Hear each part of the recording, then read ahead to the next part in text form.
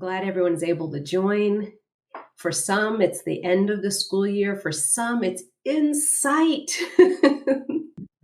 But we've taken this moment to gather together and have an important conversation, tips for supporting and retaining new teachers. I'm excited to be here. Teaching Channel is sponsoring this webinar through EdWeb, and the topic is one that's on everyone's mind, but I love coming into a discussion about solutions and recommendations. Let's jump into our topic. We have gathered a special group. I've invited Feroz Munshi and Keely Keller to join me for specific reasons. I believe that together we offer you a wide range of experience and some different perspectives, programmatic, individual one-on-one work, and together we really hope to move the dial for you on specific strategies and recommendations that will help you support and retain your new teachers. So we will introduce ourselves, and you'll understand why I've invited these two guests to be with me. Feroz Munshi, welcome. Your introduction? Thank you. Yeah. Hi, everybody. It's nice to see everybody rolling in from every corner. So my name is Feroz. I'm joining from Oakland, California, from sunny, beautiful Oakland, California. I've got a little over 20 years of experience in education. I've been in the classroom for about 15 years, and then on and off kind of working with new teachers, with teacher residents for about 10 years. And for the last 3 years, I've been working with the Central District here in Oakland Unified as a lead mentor, kind of working with new teachers across different sites and supporting our mentors on site who are supporting new teachers. And I work mostly with high school and STEM teachers, but kind of end up dabbling all over the place. So thank you. Thank you for having me. Feroz, thanks for coming. I've seen you in action when I was in Oakland, and I'm really happy to have you here. Thanks for joining. Keely Keller, you bring some amazing experience and resources. Your introduction? Thanks, Wendy. My name is Keely Keller. I'm very happy to be here. I have been in education for 26 years here in Minnesota. I hail from the metro area just south in a beautiful little college town that we love walking around and spending some time getting ice cream and doing all the fun things. So my background is special education, and that, as you might know, is a huge topic when it comes to retention of teachers and even recruitment of teachers. So I taught special education for 11 years and then went into special education administration. During that time, I think I did about 9 or 10 years there, but I was doing a lot of training, and so realized that professional learning was really where I wanted to land. And then have created with Teaching Channel a number of courses, and most recently the Equip for New Teachers program. So I have responsibilities for state strategy as well as program development. And like I said, my big iron in the fire right now is definitely the Equip for New Teachers program. So I'm happy to be here to share some of those programmatic insights. Thank you, Keely. I watched you work with incredible responsiveness to the changing needs of districts, particularly in support of their new teachers. So I'm glad that you're here.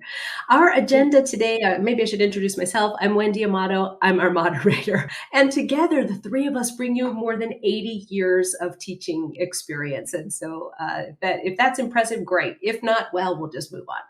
Our agenda today has been carefully crafted. We contributed to topics that we knew would be practical. We want to provide examples to you. We want to think about programs. We want to think about individuals. We certainly want to recognize that new teachers bring experience and knowledge to the field. We want to think about how to elevate new teachers. And then we wanted to look for opportunities that each of us can identify in our own workplaces to take the recommendations that we share and put them into practice. So Feroz and Keely, thank you for helping to build a meaningful conversation today. Absolutely. It was my pleasure. I think we've definitely done a good job of trying to provide examples for next day implementation, but also long-term thinking and planning as well. Yeah, I'm also looking forward to just making sure we stay close to classrooms and keep the realities of the classroom in mind. Agreed. Well, I think that conversations like the one that we have planned for today have the greatest impact when we take a moment and sort of set the current landscape. And so for us, maybe I would invite you to share a little bit about what you've been seeing. Sure. So certainly since the pandemic, we've seen a lot of turnover in teaching and new teachers coming in, and we've been seeing a lot of, particularly, I think in Oakland we attract a lot of young, idealistic teachers. We have a fair number of career changers as well, and what we're seeing with those new teachers, or what they're kind of surprised by when they're entering the classroom is, I think broadly they are surprised by the social dimensions and the social complexities of the classroom. And again, I'm in the high school classroom, so just keep that in mind. Um, they're a little bit surprised by the amount of emotional work, the amount of motivational work, the complexity of managing all these relationships, with kids, with adults, with families. And then I think we're seeing, a lot of kind of common, well-worn struggles around classroom management, daily planning, and that's with or without curriculum. Um, I'm thinking back to a survey recently where we heard a lot of the common struggles around time, capacity, and feeling overwhelmed. And then we also saw a lot of joy from these new teachers. We saw them taking tremendous joy from forming relationships with students. We found joy, or they reported a ton of joy from really supportive collegial relationships. And they also just, it's worth keeping in mind always, they're people, and they reported a lot of joy from getting out and enjoying California and getting some exercise. That's great. Thank you for setting that context. Keely, what are you noticing about new teachers? Yeah, so a lot of my conversations have been conversations with district or building leaders, directors of professional learning, folks that are trying to recruit and retain new teachers. And, I kept asking, what do you need? What are new teachers asking for? Where are the struggles? And two things I heard loud and clear were asynchronous content in short bites of learning. So they want their new teachers to be learning, but they want to be respectful of the amount of time that they truly have to focus on professional learning and growth. And then the opportunity for those new teachers to do that when it makes the most sense for them. And then to Feroze's point, yes, lots of conversation around classroom management, behavior, how to handle those challenging conversations, whether it be with a colleague, an administrator, a parent, a student, just some coaching and support around those things. And then finally, that reminder, and Feroze kind of mentioned it as well, new teachers are humans just like we are, and there's a lot more to be considered than just the growth and development of that new teacher or retaining that new teacher, but making sure that their needs are met in other ways as well. And do you all have a sense that the new teacher population that you're seeing and talking about today is different from what it has been, or is this kind of a steady state for new instructors? That's a great question. I would say the struggles are similar to way back when I was a new teacher, but maybe more intense. I would agree. I think because I work with high school and we have this kind of cohorts from that missed, especially out in California, that missed an entire year of education that is going through high school now. Um, some of those management motivational issues are more intense. They've always been there, but they're more intense right now.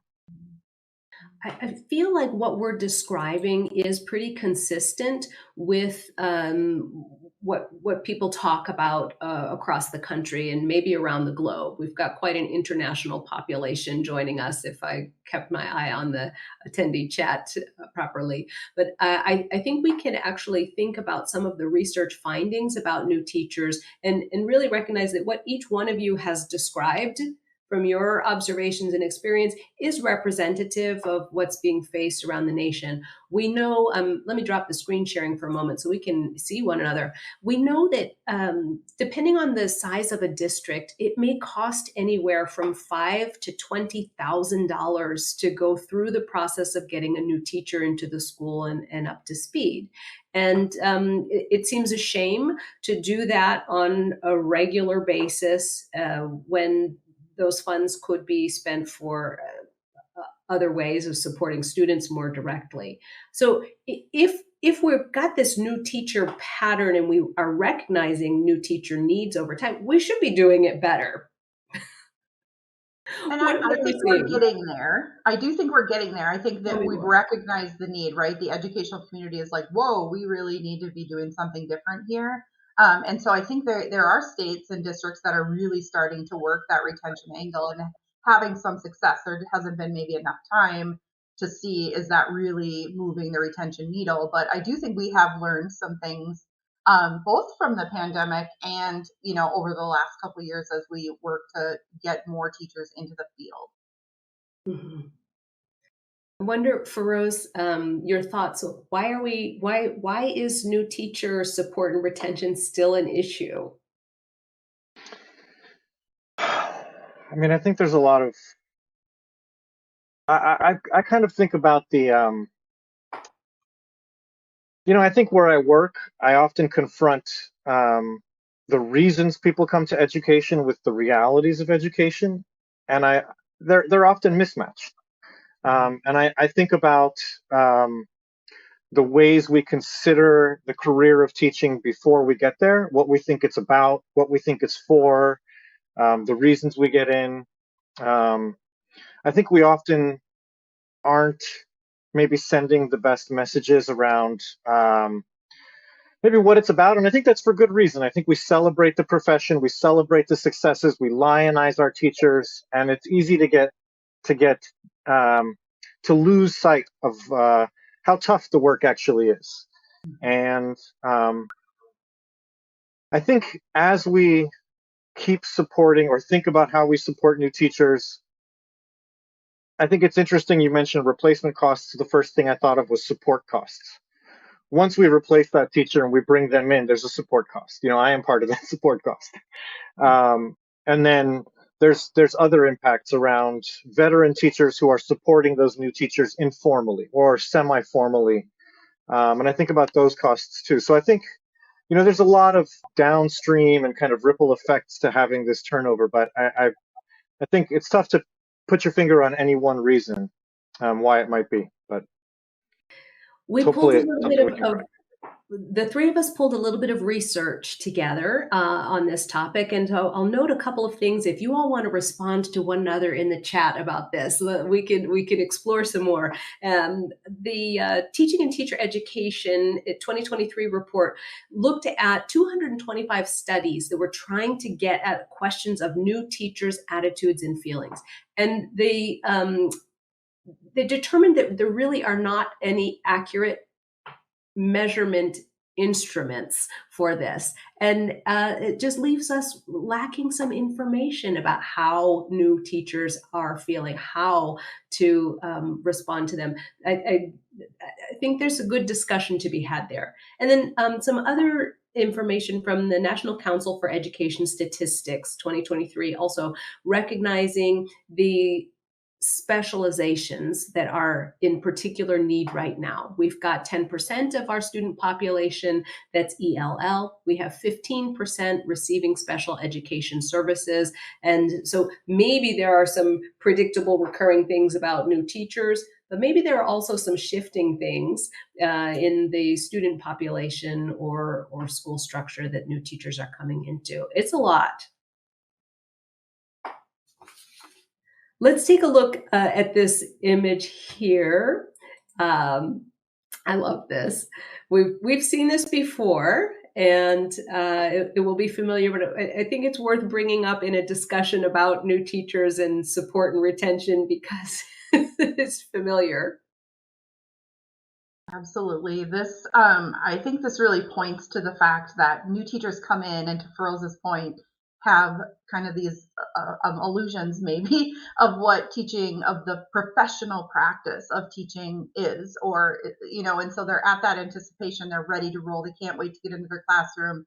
And then basically immediately, they go into survival mode, and that that kind of pattern just kind of continues until they get to the end of the school year. And imagine how tiring. I mean, as educators, we know that 10 months is like, you're just working so hard, right? So I think this image really shows the point where we might be able to kind of lift them up. And that really is at the very front end of the year, the front half of that year. And I think if we can lift that bubble up, or that little dip up, maybe that will look a little more even across the board for new teachers. Yeah, I was sharing earlier. I know this graphic. I'm very familiar with this graphic, and I've shown it to teachers numerous times. And it always has a kind of roller coaster cart with a couple of new teachers riding down this roller coaster. And I would add, I think this never goes away. It slowly becomes flatter and flatter and flatter over time, and a little bit more even over time. But it never, I think it's just part of the rhythm of the year and the way things are just a little bit more pronounced, and everything feels a little bit more acute in your first year. But this is I've definitely felt this way in my 10th year and in my 12th year. And yeah, it's just good to keep that in mind. This is not, new teachers they're just like the rest of us. They're just like the rest of us. Let's talk a little bit about what we're noticing in terms of how we respond to new teachers. I want to ask each of you to get a little bit more operational, mechanical, practical. People have come to this EdWeb webinar looking for recommendations and strategies, and it's time to offer some things. So what does day in, day out support need to be? What should it look like? Keely, can you kick us off? Yeah, absolutely. So to start, one of the things that I think is key is really having a plan, an actionable plan in your district or building for how you are going to not only recruit, but then retain your new teachers, and making sure that you're kind of always working towards that plan and doing the things that are in the plan, and ensuring that those new teachers don't get lost kind of in the shuffle. So really thinking about what type of planning needs to be done when it comes to retaining your teachers. And I think another thing that often gets lost is the support that leaders need. So instructional coaches, mentors, instructional leaders at the building level, there is quite a bit of turnover in those positions right now as well. And new teacher attrition goes up when leader attrition goes up. And so those are things we need to support our instructional leaders in a way that gives them the tools and the time and the resources necessary to do that support work, to lift that those new teachers out of that bubble. So I think really thinking about, what do my leaders need? Do they need workshops? Do they need some academies? Do they need access to video that they can share with new teachers? What are the pieces that they need to really truly guide the new teachers instructionally? It's interesting to hear the ingredient of leaders and leadership in a conversation about new teachers, but it's absolutely logical and purposeful.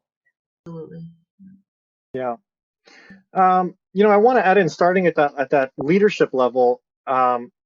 Much to my district's credit, we have a department now, new teacher support and development, that is just focused on supporting new teachers directly, in the case of me and some of my colleagues who are also lead mentors, and then also supporting those at school sites who do that close coaching of our new teachers. Can you And describe with a little those bit? new teachers, What's the structure? so the structure, I should say it's also a developing kind of new department in the district, but we have three main goals, which are supporting sort of building site-based capacity to support new teachers, building individual capacity for new teachers, and then also having a coaching program, so unifying what new teacher coaching looks like across the district. And so a lot of that is still what we're working on. So this is a great question for us to think about, because this is the work that we're doing. What are we noticing? where should we be unifying? It's part of the conversation that we're having this summer. Um, and so there's no doubt that what teachers are benefiting from in our district is close coaching. They report loving working with an on-site coach, admin support. They really are quite fond of as well. And then when they work with district-based coaches, they're happy as well. They also really like working with their intern coaches. And so that's a site that districts can also lean on and partner with. Um, and I think in terms of the kind of content of what support looks like, I I have a personal feeling. I just feel like a lot of teachers leave the profession not necessarily because they're unsuccessful, but because they don't feel successful. Mm. And so I think having someone, and that goes back to what I was saying earlier about that kind of Michelle Pfeiffer effect of not being clear about what coaching actually or what teaching actually looks like on the ground. Um, and so having someone who can sit with them and help them understand what success looks like, someone who can sit with them and just be an extra set of eyes. I think that's a key resource for a lot of teachers, new teachers, is an extra set of eyes to see what's going on, as well as a set of ears to just hear their experience. Um, and then, of course, and this is obviously in addition to the basics of classroom management, curriculum, and planning. But something that they also report finding really useful is peer observation and just being able to see what other teachers are doing. I think there's a lot to be said about teachers spending the first year aligning their expectations and just bringing that into focus, such that they have a clear vision of what their path is going to be in this profession. That's really interesting, Feroz, that you bring that up, because one of the first activities in Equip is actually having new teachers think about education as a professional practice.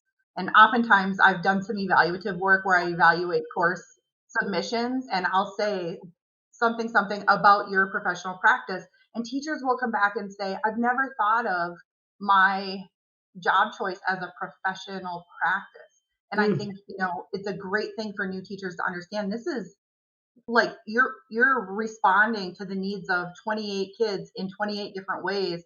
You have to be a professional and you have to continue to get better, even if it's incrementally in with your practice. And so I think that helps with that self-actualization piece too, when we can point out those little bits of growth and development. And we'll talk later, but video is great for that as well. We're sharing a little bit about what we're noticing as needs.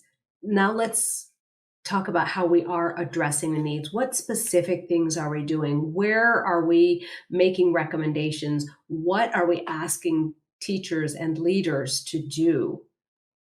Where shall we begin?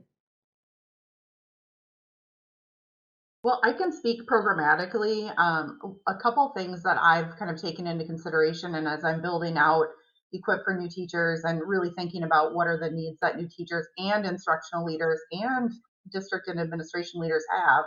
One thing that I've included, and I think I wrote this in the chat, is some professional learning around the idea of retention for instructional leaders, as well as district leaders. And so really the alignment is there so that all of the leaders are learning about how to retain teachers, and the new teachers are also getting what they need to be retained.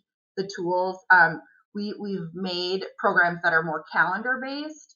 And so what that means is we're trying to give new teachers what they need in August and September that makes sense with the school year calendar. So they'll be doing things like relationship building or introducing themselves to colleagues or understanding, like I said, the professional practice of teaching. And then you move into October and maybe you're talking about conferences and communicating with parents. But we've tried to align things a little bit more to the school year. We've also provided a lot of curated resources. I think one of the most time consuming things is when we know we have a challenge and we want to solve it, we're going to go research it. But it's pretty easy to go down the rabbit hole, or you end up watching an entire video and it gets to the end and it's just not helpful.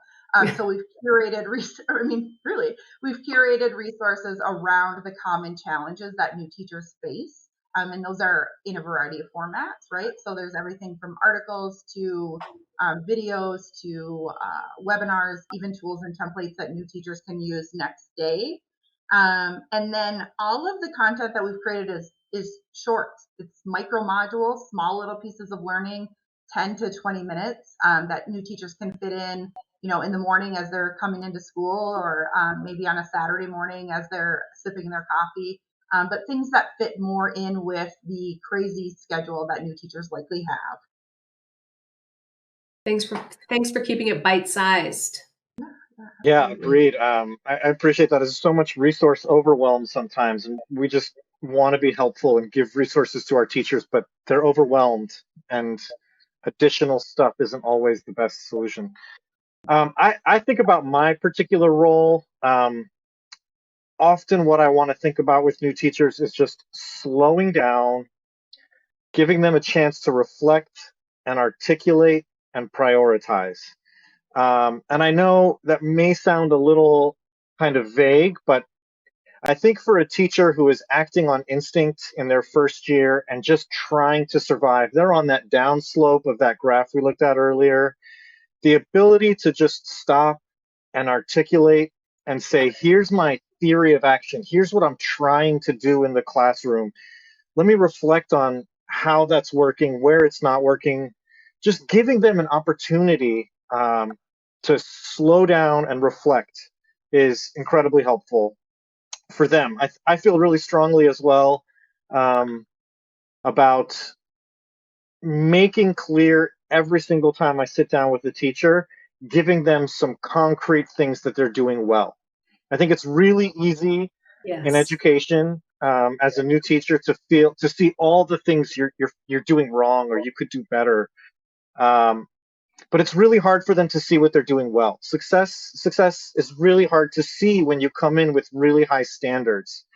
And I love being mission focused, but sometimes when the gravity of that mission is so heavy, it's hard to see the little things that you're doing right day to day. So that's a big one for me, is really sitting down and saying, did you see so and so doing science? They were doing science. That's you did that. Or just, did you see how that routine worked? I mean, your transition, everything was popping right there in that moment. So just giving them those moments. And then I think about, in the classroom, low hanging fruit, just getting the easy stuff right. Getting the right stuff on your walls, getting a seating chart in order, standing at the door with a smile, and getting your kids' names right. Like, I'm terrible with names. What are some tips and tricks for getting the names right? So thinking Let about those that sorts goes of to the things. chat. Yeah. So a lot of those things, and then tips and tricks. Anytime I can offer them, but I really just that ability to slow down, reflect, um, and really just breathe and see where they're successful, I think is really important for sustaining the teacher emotionally over the course of the year. And it's tough to feel growth without that emotional stability. Rose, we talk to our teachers, reminding them to have a positive outlook and go with a growth mindset, start with the funds of knowledge, identify the strengths and build on those. We ask them to do that for their students, but it seems revolutionary for us Right. to do that for our teachers. So thank you for reminding us we've got to practice what we ask to others to do in their classrooms. And those are really specific examples. I love that. Keely, what are you noticing about that too? You smiled. Well, I mean, I guess reinforce the idea that we know good teaching is good teaching, right? Whether it's with preschoolers or high schoolers or new teachers, or even leaders. So I think we know the right things to be doing. It's a matter of getting them ready, planned, and then implemented, and making sure that we're following up on those implementations. But it really does go back to, like, each one of us is a human. These new teachers, they're humans, right? They're coming in with this like hopeful mission. And I saw one of the questions was, how do we get new teachers to align their thinking a little bit, right? They come in disillusioned, or not disillusioned, but maybe having like more of a mission based mindset, and then maybe some of that slide is due to the fact, well, this is not matching up. And I think maybe, the opportunity to have a discussion around the idea of, why is teaching a professional practice? What do you see about teaching that indicates that it is such? And you're a part of that. You are now a professional practicing educator. And so I think just, finding those moments to reiterate those things and understand that they're just all human.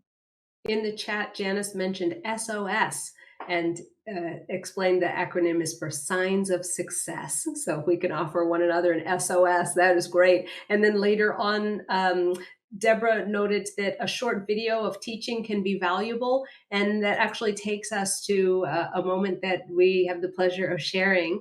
And while I queue up a video, Feroz, can you tell us a little bit about what we're going to see? Can you set the context for this? Sure. So this is me working with one of my mentees at a high school here in Oakland. This is around November. This is for an 11th, I think it's an 11th grade chemistry class, I believe. It is a post-observation meeting. Like I think I mentioned, it's November, and we got paired. I tend to get paired with people a little late because I'm at the central office, and we were still swirling around what his narrow kind of goal should be for this semester. And at the moment that you're about to see, this 2 minutes that you're about to watch, we were discussing one of his goals around asking questions that require high cognitive demand from students.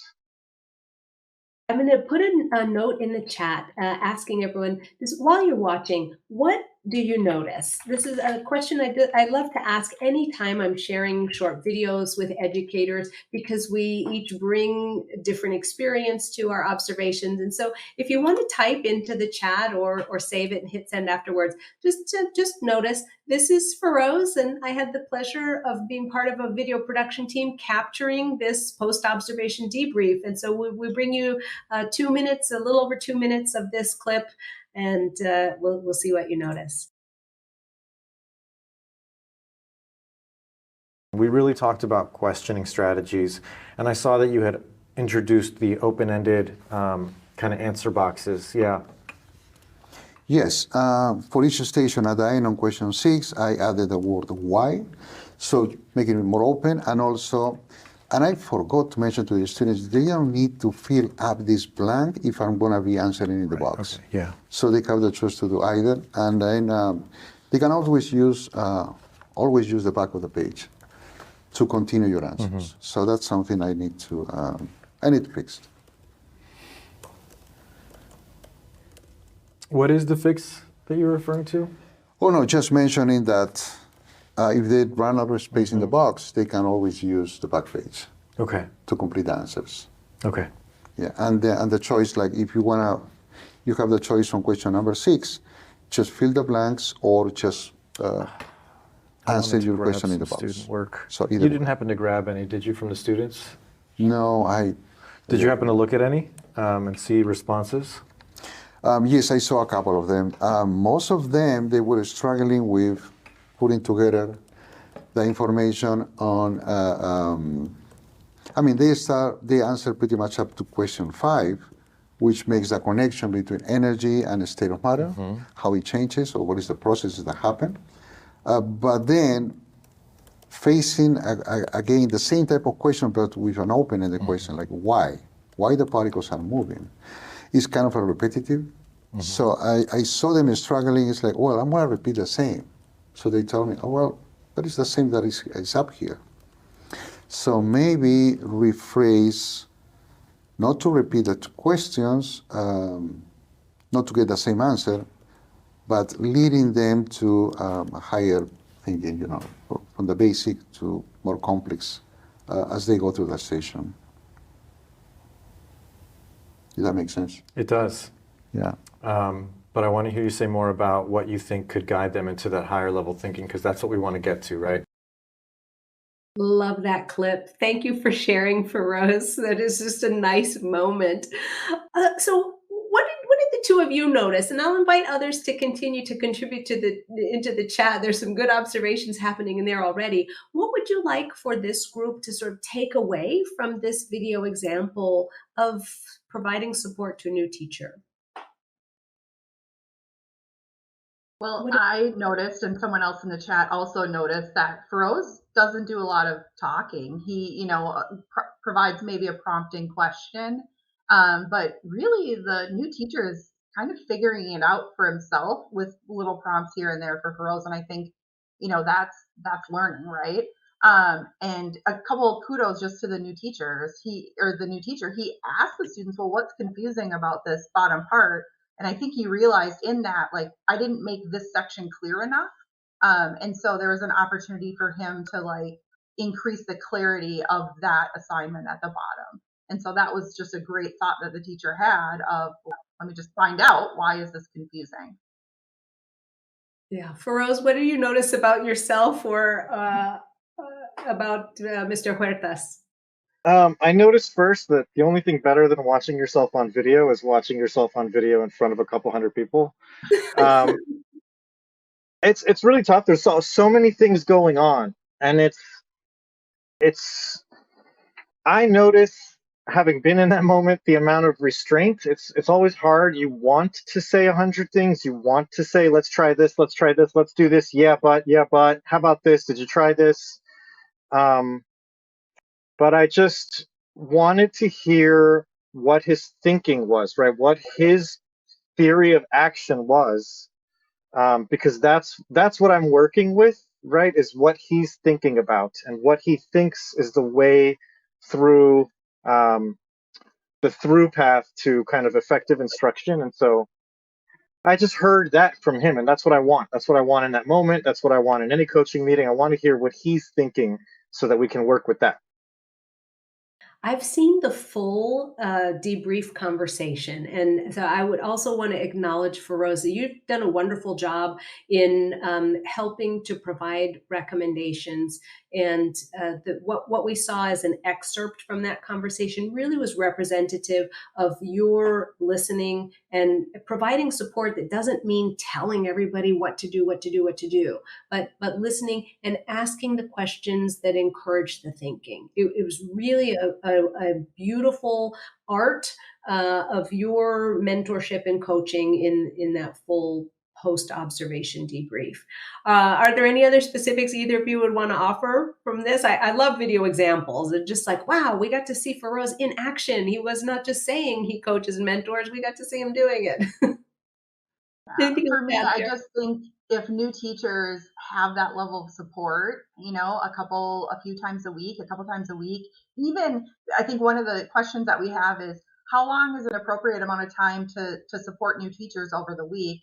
And Wendy, I think that the conversation that we had is it's not necessarily about the length of time you're spending with a new teacher, but it may be how often you're meeting with a new teacher. So maybe Feroz's conversation is just a quick check-in after a walkthrough and it's a 5-minute debrief, but Feroz is able to kind of close that observation loop with a resource or a thinking prompt or whatever that might be. When I would do observations in the classroom, like more of the mini observations or the walkthroughs, I would always leave a question, like one, this is a great thing that I saw, very specific, and then I would ask an open-ended question purposefully and then leave so that the teacher really could think about and reflect on, oh yeah, what could I have done differently there? Or how am I going to get to that next time I teach this lesson? And so I love that Feroz is using those open-ended questions and just providing new teachers time to get there, get where they need to go. And I love the idea of thinking about coaching from the coachee perspective, right? What are they thinking about and how do I help them and just guide their thinking to get them, to deeper level questioning or more clarity in their instruction or whatever it may be. This is another case where what we recommend for our students should be a practice that we hold for ourselves. We tell our students, it's not going to help you to pull an all-nighter studying for an exam. Study a little bit every day.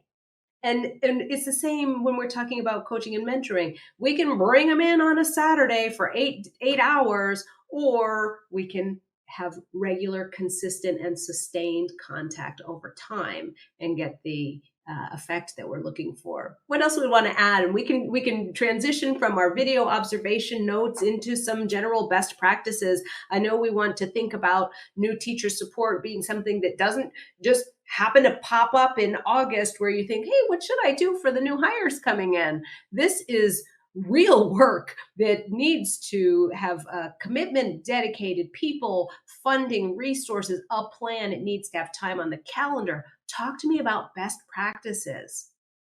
I want to also say to the question around how often, again, same kind of answer as Keely. Frequency matters, and I'll go a slightly different direction and say quality matters, and also what you're doing matters. And I work at a school. Actually, it's Mr. Huertas' school, where one of the assistant principals has a fantastic program that she runs just for new teachers on Tuesday afternoons, and they go over making sure you're getting paid, right? We found out one teacher wasn't getting paid through November, and she didn't even know who to ask about that. Can you imagine how stressful that is? And then figuring out, when grading comes around and you get that email from the principal saying grades are due here, here's how I want you to do it. They came back and said, let's just make sure, open that email and read it, because I know there's no way you read it last night. So read it today. We're going to have space to read that email here.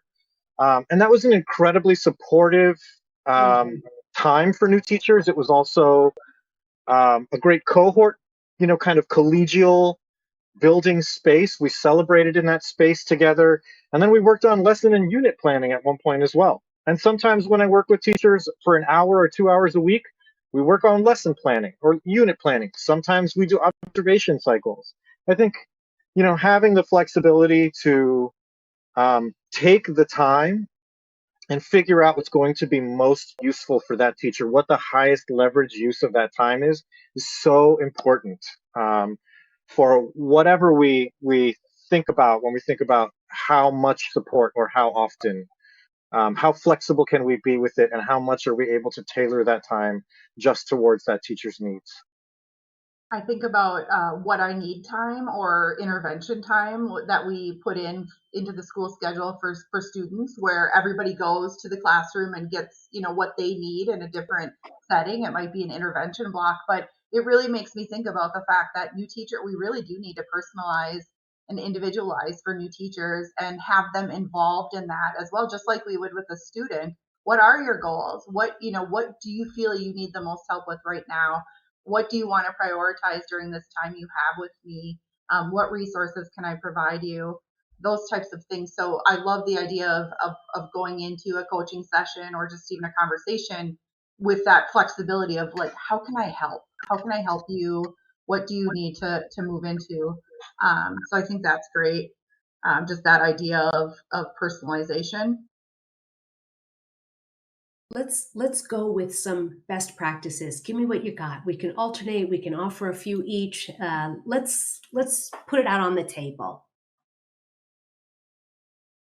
So we talked a lot about the whole teacher, including the whole new teacher, and the idea. And this isn't my idea, but I did hear at a conference once about the idea of Maslow's and thinking about new teachers with Maslow's hierarchy of needs, and the fact that they need to Rose's point, get paid and eat lunch and understand the importance of taking care of themselves and building resilience.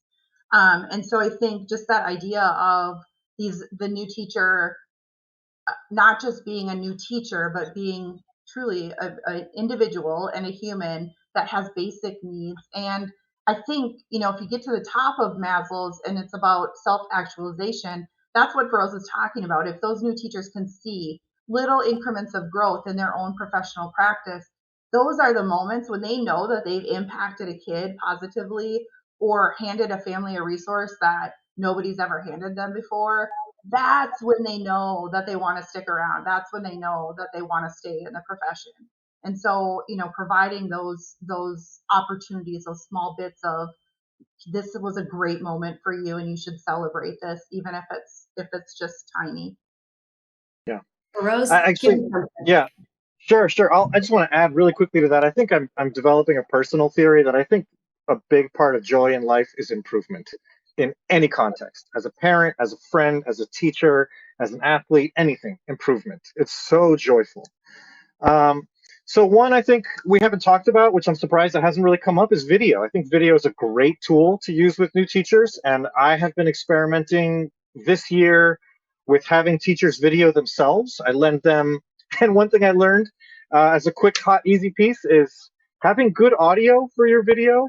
I have a $20 microphone that I bought that hooks up to an iPhone. I let them film themselves. I let them choose a 5-minute clip to talk about.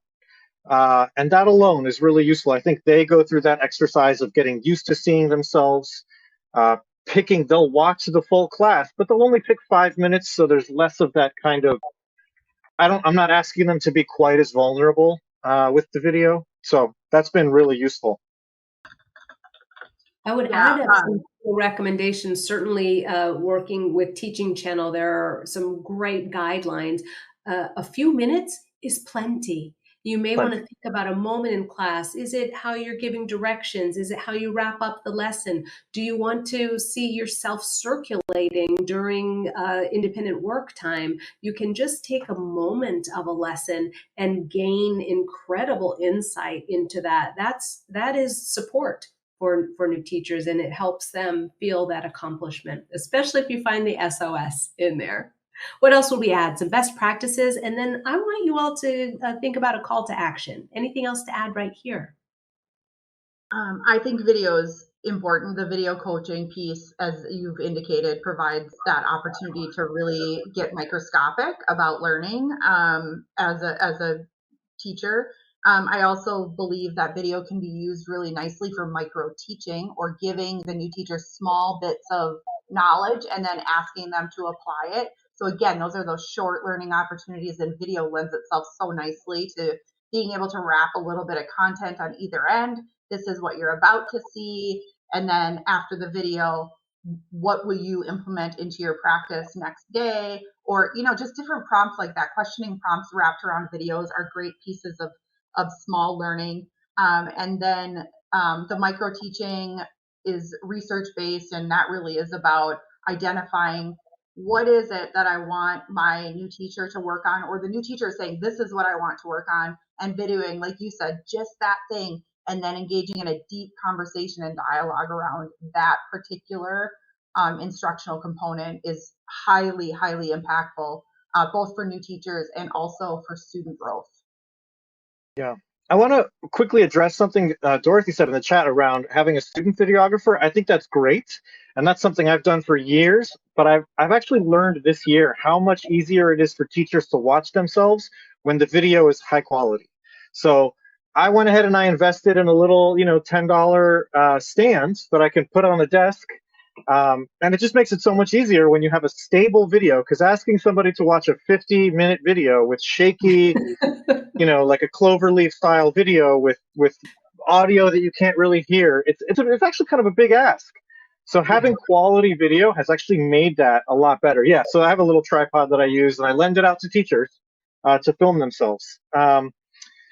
Another that I wanted to add too was, this is June, July, the season of eternal optimism in education, and I wanted to ask school leaders to think about, to really inhabit their new teacher's perspective and think about the systems and structures in their school that support or act as headwinds for new teachers. We're finding a lot of schools don't have clear, consistent cell phone policies, and post-pandemic, cell phones are a thing, and that's really hurting new teachers. So having that kind of audit of your school to think about what is in place that's helping teachers, and what is there that's maybe acting as a headwind. Yeah, we can't take those things for granted. Some policies and guidelines are comfort and a net of support. Let's put ourselves on the spot a little bit and invite Keely to help us hold ourselves accountable. We're a community of educators and we have good intentions. Let's get serious about it. Keely, what would you ask this group to commit to? I would ask you to commit to planning proactively. One of my favorite quotes is, a goal without a plan is just a wish. And so if you have a goal of increasing teacher retention, but you don't have a plan, or you haven't, researched different resources or considered how is this actually going to play out over the course of the school year, I would suggest maybe start planning after this webinar. Yeah, exactly. Because it's that important. I mean, if 20 to 50% of our new teachers are leaving within their first 5 years, it's a fiscal implication, and even more so, it's a huge impact on student learning and achievement. And oftentimes that is occurring in low income and more diverse inner city urban schools, which further impacts student achievement. So I just strongly believe that you really do need a recruitment and retention plan in your district, and actualize it, figure out what are the priorities, how do I get this done, what is the action item, who's responsible, when is it going to occur, down to the to the brass tacks of things. Feroz, you were nodding. I feel like you're in agreement with Keely's recommendation and you're living it out. Yeah, and my district, I was nodding because I'm happy my district has recruitment and retention is a big part of our strategic plan. I'm thankful for that too, and I liked what I saw when I was there. How about your call to action, Feroz? What would you like to see this education community commit to in order to support newer teachers and get the retention we all hope for? Sure. So I'll start with a kind of quote as well from an old teaching mentor of mine, which was set the floor and rip off the ceiling. And when we support new teachers, I think we often think about the resources we can give them, curriculum, scaffolds, easy practices. And that's super helpful, I think, for setting the floor. If someone's in a tailspin or if they're on fire, that really helps stabilize them. But I want to think about, my call to action is to keep in mind that teaching is a profession, it's a craft, there is a skill set. And while we might want to stabilize our new teachers, it goes back to what I was saying a second ago about I think improvement is the joy in life. And if we consistently focus on the individual skill set of a teacher, grow that skill set, I think that's where we end up with competent, long-lasting veterans in this profession, which is what I want us to focus on. Not just getting through that 5 years. We know the 5-year statistics, but really thinking about 35 years, 45 years, and having people who are in this profession for the long haul. Keely, So I now want to you're focus on nodding for skills. Yeah. Feroz. This is perfect. Yeah, I mean, I absolutely think it's time to invest in new teachers, and it's time to invest in instructional leaders who are responsible for supporting new teachers. We didn't talk at all about mentors. That could be a whole nother, webinar.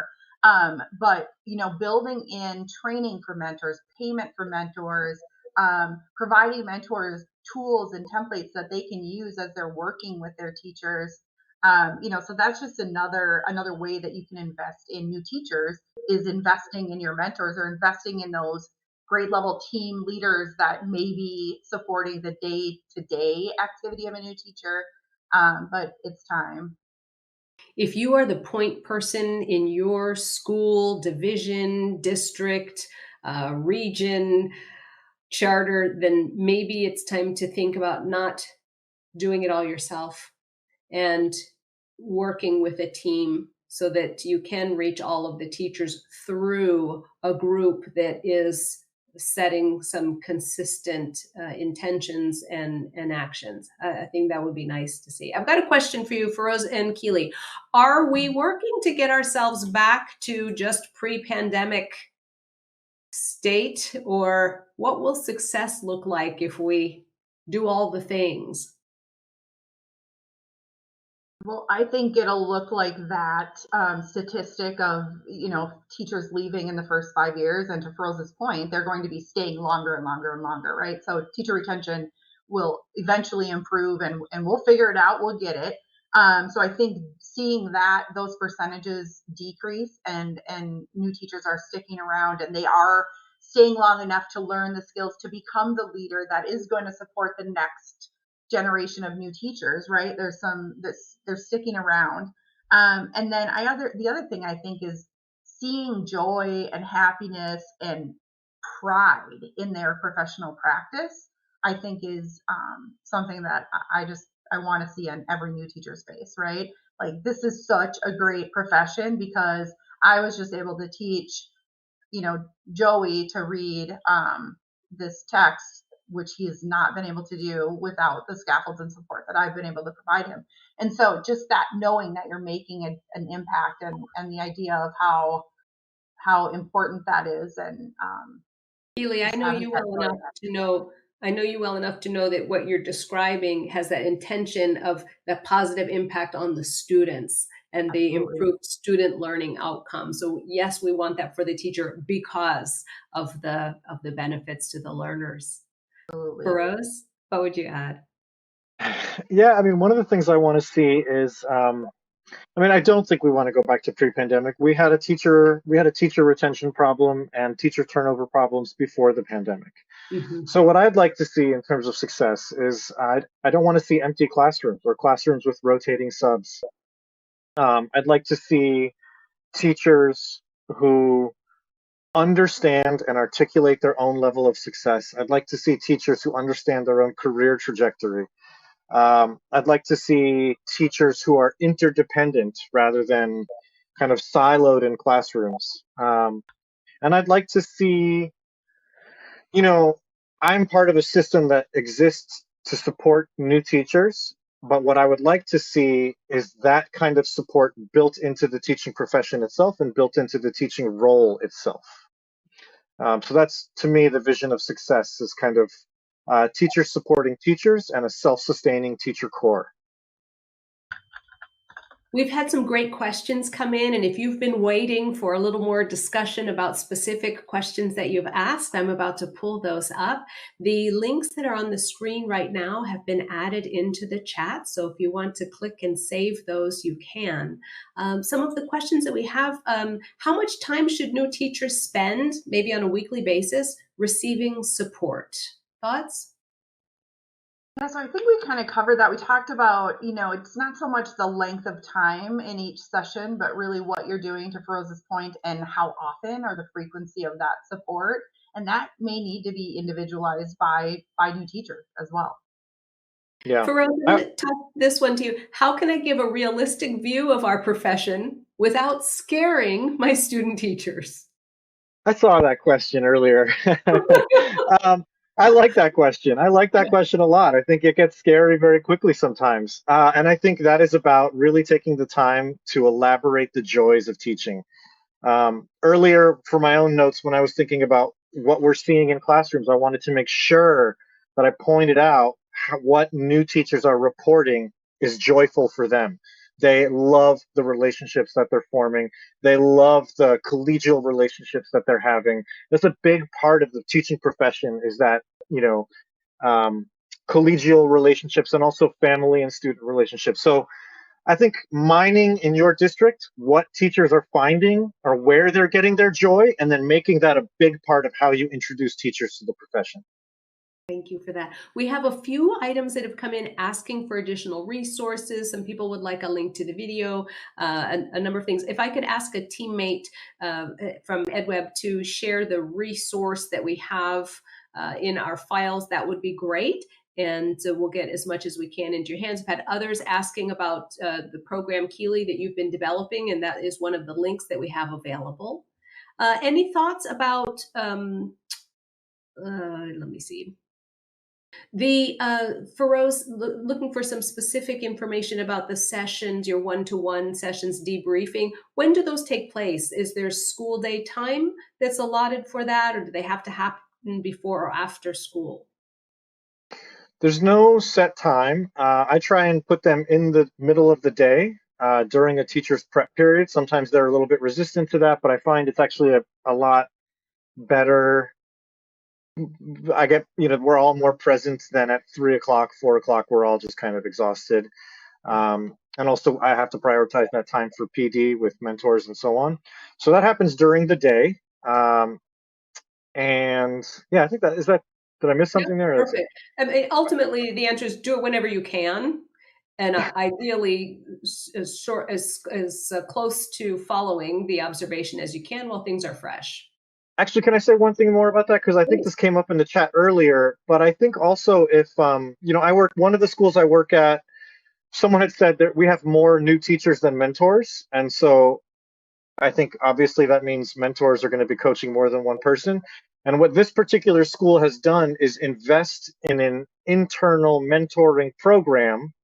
And when I say invest, what that means is they've given an extra prep period to their mentors so that they can have a collaborative time as mentors, and they can also have additional time to be able to observe and coach teachers during the school day. A few more questions. Keely, can you talk a little bit about your decision and the research that backed the bite-sized approach to PD? Yeah, mostly it was conversations specific to what teachers are needing and this feeling of just being overwhelmed. And to Feroz's point, we would hand them during the pandemic. I know, especially at the start, we were handing them resources, resources, resources. And it almost got to the point where it was too much or too many, right? So just the idea of keeping things short and respecting the amount of time that new teachers have.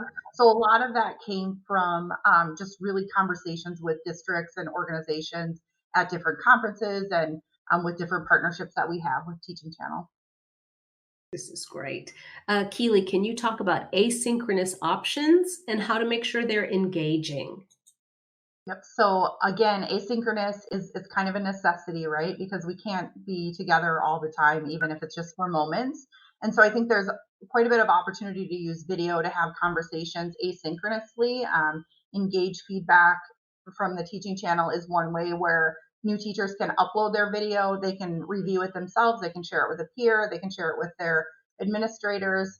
It's a way to build trust, but it's a way to really have conversations around those specific instructional components with new teachers. And so that's another kind of recommendation I would say.